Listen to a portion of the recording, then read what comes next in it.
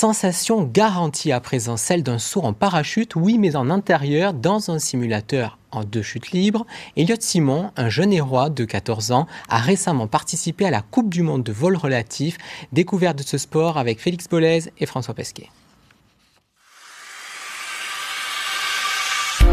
Dernière Coupe du monde de vol relatif indoor à Lille. Dans la soufflerie, de jeunes espoirs français enchaînent en 30 secondes le maximum de figures. Parmi les acteurs de ce surprenant ballet, Elliot Simons, 14 ans, plus jeune participant de la compétition et déjà expert de la chute libre. Nous le retrouvons en région parisienne pendant l'un de ses entraînements.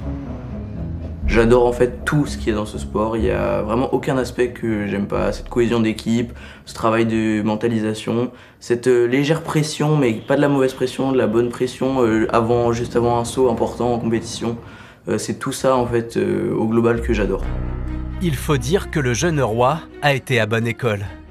Il a pris son envol dès ses 5 ans, guidé par sa mère, ancienne championne du monde de saut en parachute. Je veux des arrivées précises, pas trop de niveau. Ils sont en train en fait de répéter les séquences de vol qu'ils vont devoir réaliser derrière. Donc l'enchaînement des figures. Ils doivent à la fois travailler la précision des placements et la synchro au sein de l'équipe. Une fois entrés dans la veine d'air, les 4 parachutistes indoor doivent réaliser en un temps record les figures préalablement tirées au sort. Mémorisation, synchronisation et dextérité sont de mise pour briller dans ce sport aux possibilités quasiment illimitées. Du coup ça fait des milliers de combinaisons possibles, donc en compétition comme en entraînement on n'a jamais les mêmes enchaînements de figures. Donc voilà, c'est vraiment un sport qui varie tout le temps, qui vit en fait. C'est beau à voir, mais il n'y a pas de note artistique en vol relatif. Seule la vitesse et la propreté des enchaînements sont évalués, 30 secondes à haute intensité. Ah, ça fait mal.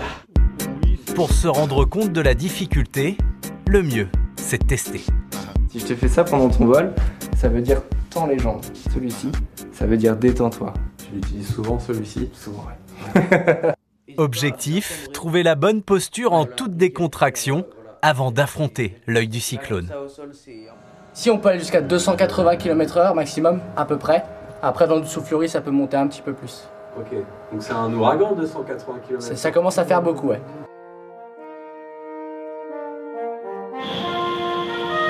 Sous la houlette de Pierre, le moniteur, je peux mesurer à la fois le plaisir de voler et la difficulté de se déplacer. Face au vent, chaque partie du corps agit comme une aile qu'il faut de toute évidence apprendre à maîtriser.